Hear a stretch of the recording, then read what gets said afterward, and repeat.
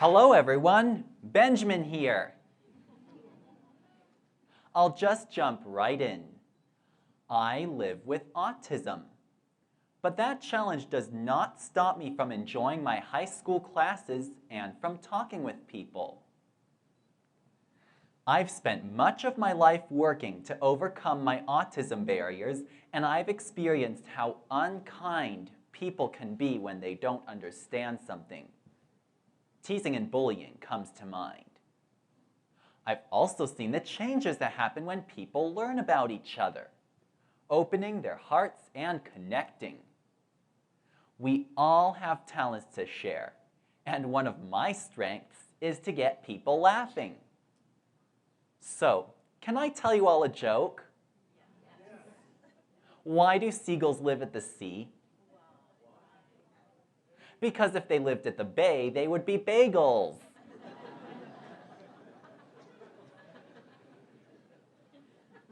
Now, let me tell you about autism in a nutshell. It's when the brain's neural pathways develop differently from the norm, causing a variety of unusual behaviors and perceptions. Autism disrupts a person's language. It blocks their social skills. It can cause strange body motions. And it compels a person to have obsessive interests. In other words, it affects everything in a person's life. Now, understandably, when people see someone like me on stage, they find it hard to believe that autism can really be so debilitating. Well, I'm here to tell you that I struggle daily. I constantly work to compensate for my brain differences. And it's been that way ever since I was a toddler. Just imagine, I had to learn sign language because I was unable to speak. I couldn't learn by imitating as other children do, and there was no such thing as playtime for me because toys were a mystery. I had no idea what to do with them. Everything that children usually learn through their everyday actions needed to be taught, whether it be eating, speaking, getting dressed, or playing. Every skill had to be broken down into the smallest possible increments. Luckily, my mom dedicated herself to working therapeutically with me all day long, every day. No matter how hard things got at times, she always aimed for the stars. She always believed in me and believed in my potential to grow. That's one of the biggest gifts and greatest kindnesses you can extend to someone with autism. Believe in them and make sure they know it. Give them opportunities to shine and don't let autism get in the way. Here's how someone outside my family did this. When I was in middle school, kids bullied me in subtle ways. They noticed that I didn't pick up on social nuances, which allowed them to yank my chain pretty easily. One of my teachers recognized that the bullying could be deflected by educating everyone about my autism. She also believed in me and believed in my ability to communicate. So, she invited me to give a talk during health class about living with autism and to answer my classmates' questions. Although the bullies didn't disappear overnight, my openness encouraged other kids to be more supportive and friendly.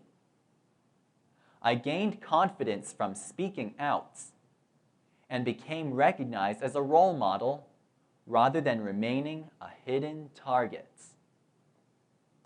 Furthermore, this teacher's insight set me on the road to public speaking. Another gift you can give is to extend yourself in friendship. Take a chance. A friend of mine did this by inviting me to the high school prom when we were both juniors. She knew that I'd always gone to school dances alone and that I longed to be included. She planned for us to be part of a big group, and she thought beyond her own fun. She was willing to make whatever adjustments were needed in order for both of us to enjoy the evening.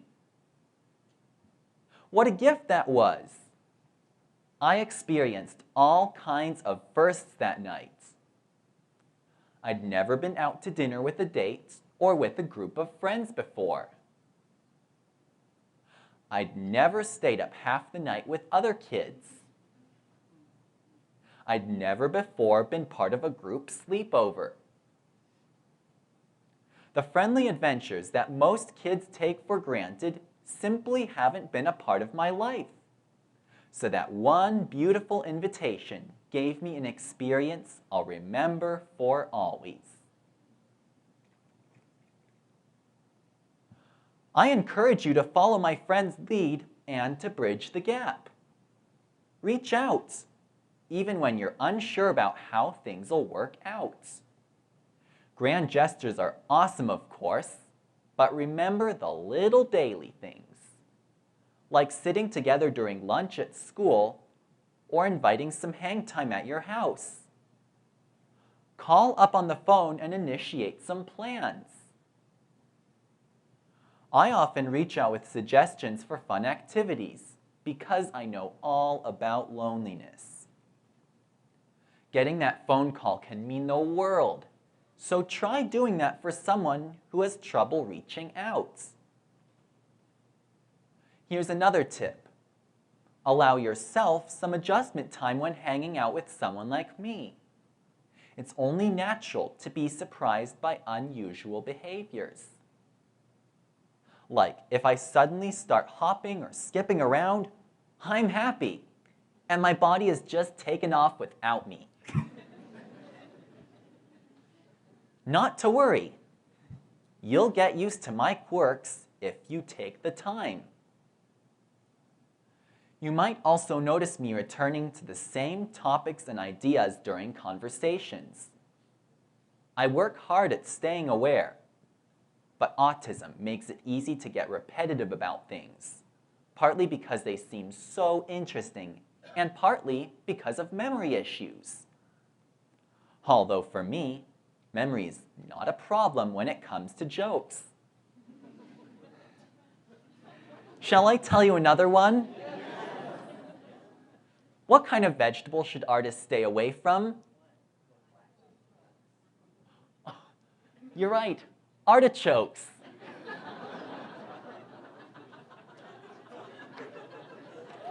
Now, here's something that can really trip me up. When people say one thing and mean another, I have a hard time interpreting. Most of you pick up on social cues and body language without much thought. But for someone like me, none of this is natural. Instead, it gets learned through repeated drills, role-playing, and much discussion.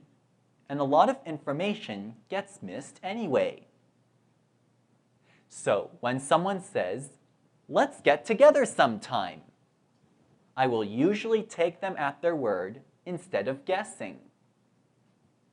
If they didn't really mean it, I'll be stuck with confusion and disappointment.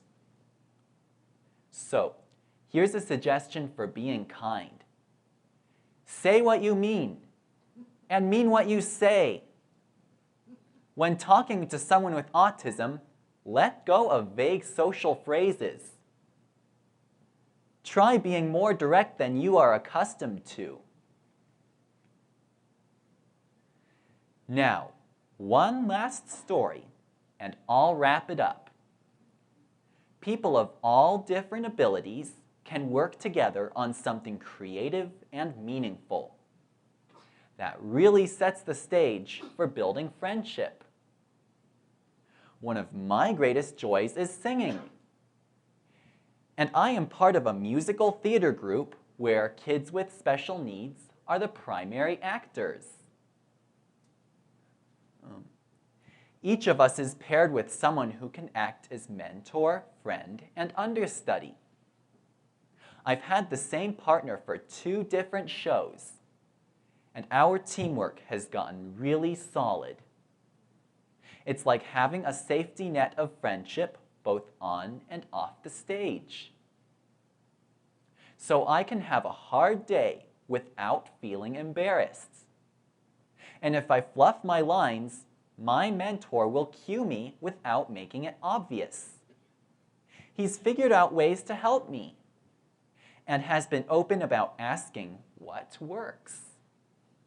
And when he gives a high five or encouraging comment, it's really sincere. The sense of support in our theater group is awesome, and in the end, we create something that is so much bigger than ourselves. My wish is for every town to have situations like this, where people break down barriers and create something amazing. It takes only 1 or 2 passionate people to spearhead such a group. Maybe it could be you.